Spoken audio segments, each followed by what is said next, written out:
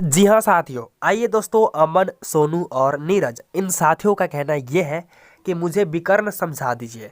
तो आइए आज हम विकर्ण समझ ही लेते हैं। तो यहाँ पर इजीली आपको दिख रहा है विकर्ण। विकर्ण का इंग्लिश क्या होता है? डायगोनल। आइए इसको समझते हैं। यहाँ पर ध्यान दीजिए, यहाँ पर आपको आसानी से दिख क्या रहा है? किसी बहुभुज। अब यहाँ पर ध्यान दीजिए गाइज, यहाँ पर जो मैं चित्र बनाया हूँ, जरा सा यहाँ पर देखिए, ये जो मैं यहाँ पर और जरा सा साइज इसको छोटा कर लिए हैं। और यहाँ पर देखिए, सवाल में आपको आसानी से दिख रहा है किसी बहुभुज। बहुभुज यहाँ पर देख सकते हैं। ये आपको क्या है? ये आकृति जो बना है ये आपको बहुभुज है। क्यों? ये बहुभुज इसलिए है क्योंकि बहुत सारे भुजाओं से मिलकर बना है।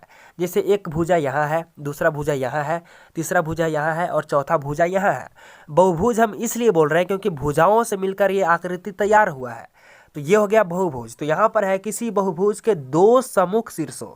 दो सम्मुख शीर्षों, तो एक ये हो गया और दूसरा ये हो गया। और सम्मुख कहने का मतलब गाइज सामने वाला, और शीर्षों का मतलब यहाँ पर समझिए। शीर्षों का मतलब होता है यहाँ पर ये आपको कोना दिख रहा है, ये वाला कोना आपको दिख रहा है, ये ही कोना आपको क्या है? ये कोना शीर्ष है, और ये कोना भी शीर्ष है, और ये कोना भी शीर्ष है, और यहाँ भी ये कोना क्या है? शीर्ष है।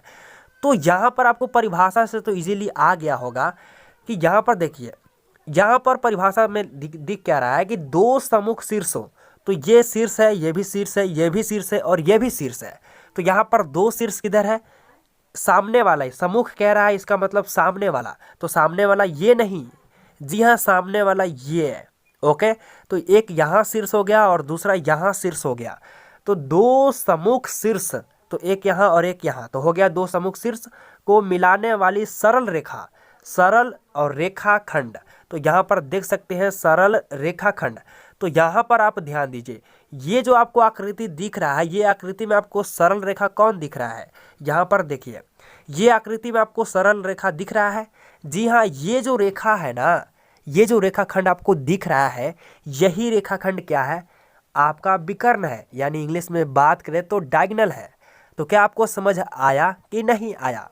जी हाँ, आप परिभाषा में भी देख सकते हैं, मैंने लिख रखा है कि किसी बहुभुज के दो सम्मुख शीर्षों को मिलाने वाले रेखाखंड को हम क्या कहते हैं? विकर्ण कहते हैं। तो यहाँ पर ये जो आकृति बना ये बहुभुज का है, ठीक है। ओहो, गायब हो जा रहा है ना। ये क्या है? बहुभुज का चित्र है, और इसके दो सम्मुख शीर्ष, तो ये शीर्ष है, ये शीर्ष है, और सम्मुख कह रहा है, इसका मतलब सामने। तो सामने वाले इसके ये शीर्ष है, तो यहाँ हो गया, तो ये शीर्ष हो गया सामने। तो मिलाने वाली जो सरल रेखाखंड है, ये सरल रेखाखंड है। ये क्या है? ये सरल रेखाखंड है। तो यही रेखाखंड आपको क्या है? ये आपको विकर्ण है, यानी डायगोनल है। ओके, तो ये चीज़ आपको आ गया होगा। तो यहाँ पर आपको कितने विकर्ण दिख रहे हैं? तो यहाँ पर आपको विकर्ण एक दिख रहे हैं, लेकिन यहाँ पर एक नहीं है। देखिए, यहाँ पर एक विकर्ण तो यहाँ हो गया, और दूसरा विकर्ण यहाँ से यहाँ हो गया। तो यहाँ पर कितने विकर्ण हो गए? दो विकर्ण हो गए। तो यहाँ पर आसानी से देख सकते हैं। आइए और विकर्ण के और उदाहरण समझते हैं। यहाँ पर मैं चित्र और ले ही लेता हूँ।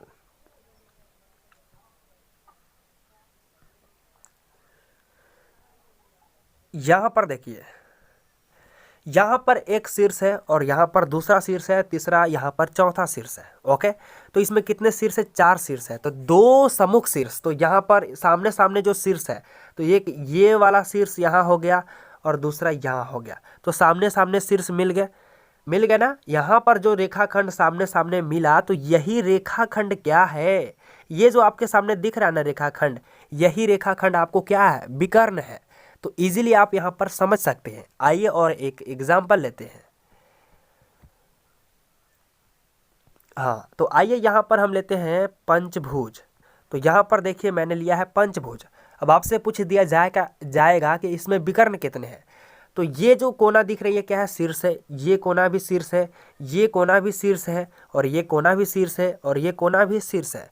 तो ये जो आकृति बना ये क्या है? बहुभुज है। ओके, तो ये बहुभुज है, तो इसके दो सम्मुख शीर्ष, देखिए यहाँ पर यही लिखा हुआ है क्या?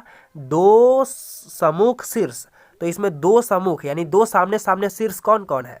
तो यहाँ पर ध्यान दीजिए, सामने सामने शीर्ष कौन कौन है? तो एक तो यहाँ पर ये हो गया शीर्ष सामने वाला, तो एक विकर्ण यहाँ हो गया और यहाँ पर इसके सामने ये हो गया विकर्ण हो गया, तो दूसरा यहाँ पर हो गया विकर्ण और इसके सामने कौन है तो इसके सामने ये है, तो तीसरा यहाँ हो गया और इसके सामने कौन है तो इसके सामने ये है, तो एक तो यहाँ हो गया और इसके सामने तो फिर कौन हो गया ये हो गया। तो आप देखें, जी हाँ, क्या आपको आसानी से दिखा इसमें कितने विकर्ण हुए।